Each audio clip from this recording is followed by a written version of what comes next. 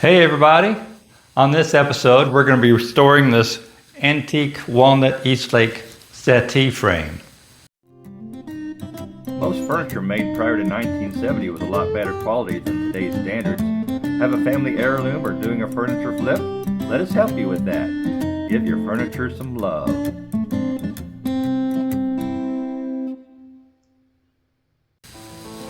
As you can see, the frame of this walnut settee has seen better days. It's looks like it's been in the barn or basement somewhere for a long time, being stored away. The finish is pretty crusty. We're missing the top of the arm part here. As you can see, there's one on the other side. All the nail strips are going to have to be replaced because they're all just splintered out. Not much left of them. Around the back side, you can see there's a big chunk gone that will have to be spliced in. And we're going to try to keep this close to same as the original color as you see here. The first thing I need to do is disassemble all these frame components. Since they're all loose, need to be re-glued. Get it broke down into pieces.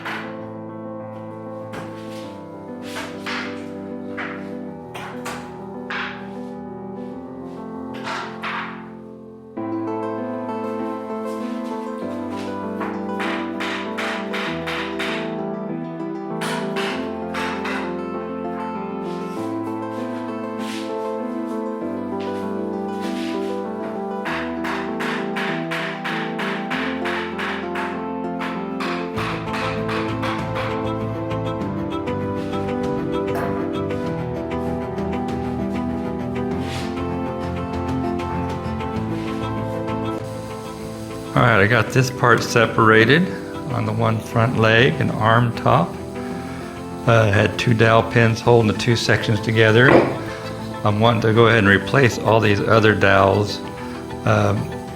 Three of these that you can see here that were able to loosen up and pull them out. I had to use a little denatured alcohol down in the hole to lubricate them to get them to pull out. But I got one that was stuck down in this one side, so I went ahead and used a flush cut saw, sawed it off, and now I'll drill a smaller hole down in the middle of it. That way I can peel away the sides of the dowel without disturbing the original hole.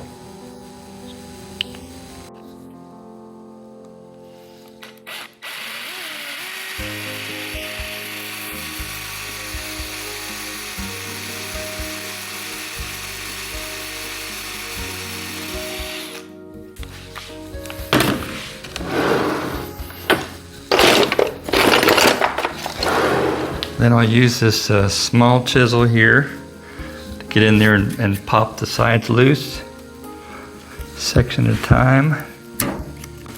This one's going to be stubborn. Probably should have drilled just a slightly larger hole than I did on this one. Okay, I'm getting all these old dowel pins removed and the holes cleaned out and all the surfaces flattened out, getting all that old glue residue off there. As you can see, some of these tack strips here are just glued and nailed. I've removed this one off of this piece here. As for this back shield, there is no separate piece on it. So what I'm going to do is trim all this off and then splice a new piece of walnut into where the old used to be. To my surprise, this front lower piece isn't even walnut. It appears to be an elm species. So hopefully I can still utilize that. It's got quite a few holes in it. May have to stabilize that some before it could go back together.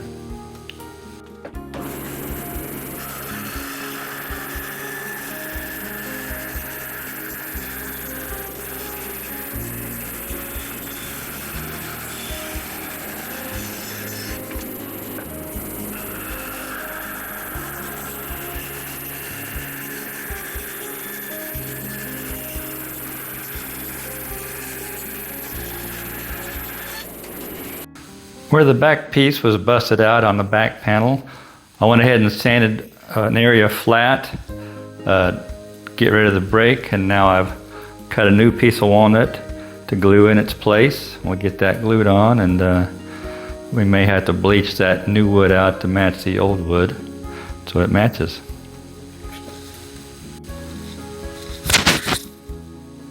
I'm not sure what I just scraped off the front of this rail, but it smells like it came out of the back of a cow. What? Okay, I got all the new nailing strips attached. These are made out of poplar. I went ahead and re-glued some walnut onto this center panel since that's the way it was originally. And got all new pins, dowel pins. Have the sides that are all glued together. And so I guess this piece is ready to assemble completely. All right, I got it all in clamps now. I end up moving it to the most level spot in my shop so it don't end up with a permanent wobble. Sweated a little bit trying to get it together. There's that new splice I put in that piece. I will have to get some 2-part wood bleach to bleach that to match the original walnut. I still have to make an arm for this side over here to match the other. And once I get that on there, I think I will take it outside and use a pressure washer on it, get rid of some of this grime before I strip it. When it comes to working on antique furniture, this is the glue I always go to. It's a liquid hide glue by Tight Bond. It bonds well to the original glue that's in the joints, which was originally built with a hide glue. So plus it has a slow set, gives you a little longer open time for getting things put together.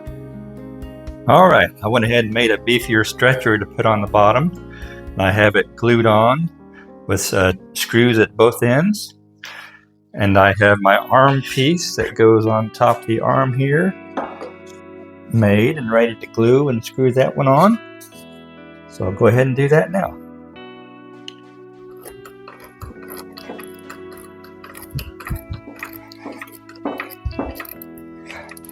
All right, I got a nice glue squeeze out on that, so that's always good to see.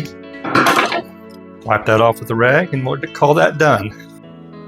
Some of these original nailing strips, I just left them be, but I added some diluted hide glue, let it soak down into the wood to stiffen those up a little bit so they hold the tacks better. Okay, let's wash it down.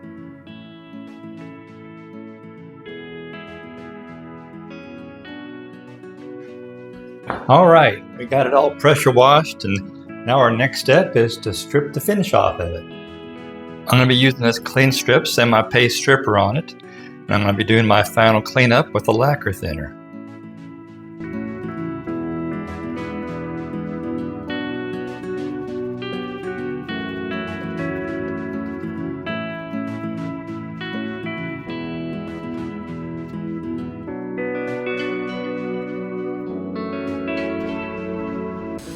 And here it is all stripped down to the wood. You see it looks like it might have a burn right there, unfortunately. Hopefully it'll sand out. Cleaned up pretty good, looks like. I have to do a lot of sanding and a little bit of filling here and there. I used my spray gun with the nozzle turned down to a point, help get in and clean out some of these finish down into the carvings and stuff. It worked out real great. So now we just need to get it sanded and ready for finish. Okay, at this point I've filled a few holes and cracks with some filler, and I'm starting to get it sanded down. So there's going to be a little hand sanding up in here, of course, so that'll take a little bit longer to do the fancy stuff. But get this all sanded up and then it'll be ready for finish.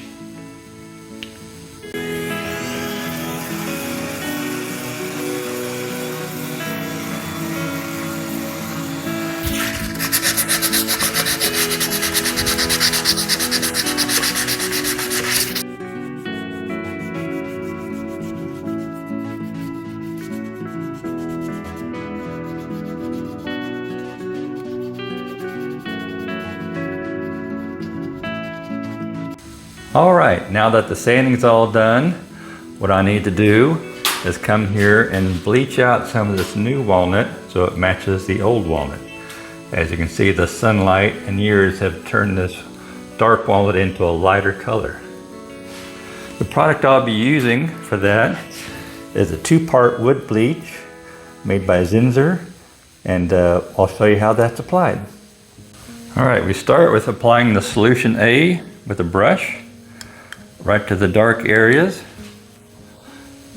Try not to overlap onto the areas you don't want to color. And we'll just draw this down, let that soak in. And we have to keep this wet for about 5 to 10 minutes. Okay, now the next step, while this first solution is still wet for about 5 to 10 minutes, we now take the solution B and brush right over the top of that. And that will activate it and oxidize that color off of there. And then you just let that dry on there for a while and see what you end up with. And if you need to go a little lighter, you can actually do this process all over again to even get a lighter color.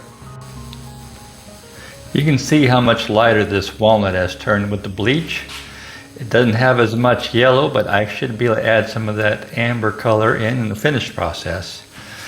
So this piece is sanded and ready for finish.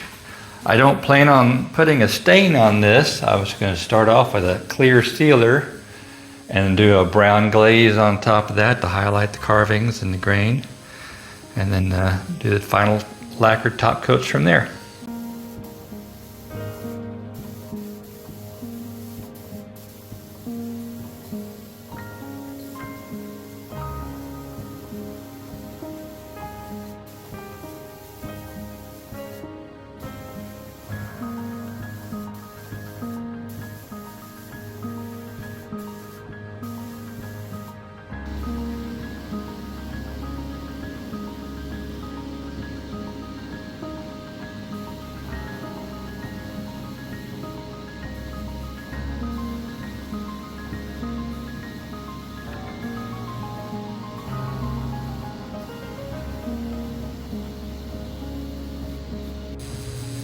I have now applied 2 coats of lacquer and let that dry.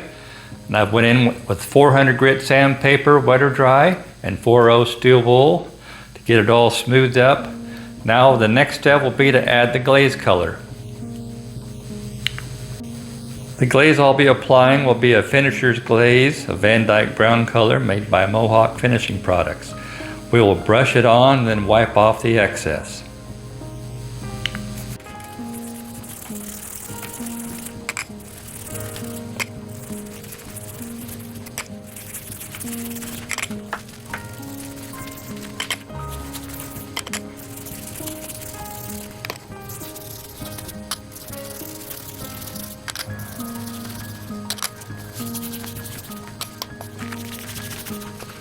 Now let's wipe some of it off, see what we got.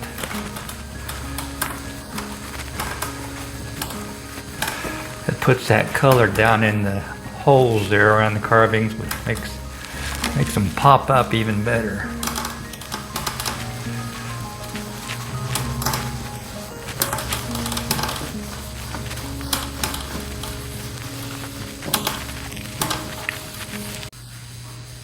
And here it is with the glaze applied. It's brought the color out just a little bit more. Now I'll let this dry about a half an hour, then I'll come back and give it about 2 more coats of lacquer, and we should be able to call this piece done. And here is the finished piece. Got it all shined up. Kind of a light colored walnut. I'm thinking that's the color that the customer wanted. Everything turned out pretty good on it. Now it's ready to go back to the upholstery shop to get the cushions and fabric and springs and all that put back on. So hopefully we'll get a picture of it completed. Thanks for sticking to the end of the video. If you learned from it or enjoyed it, make sure you hit the like button. To see all of our future episodes coming down the road, make sure you subscribe to our channel. Give your furniture some love. For hard to find hardware like these, check us out at annieshomestore.com.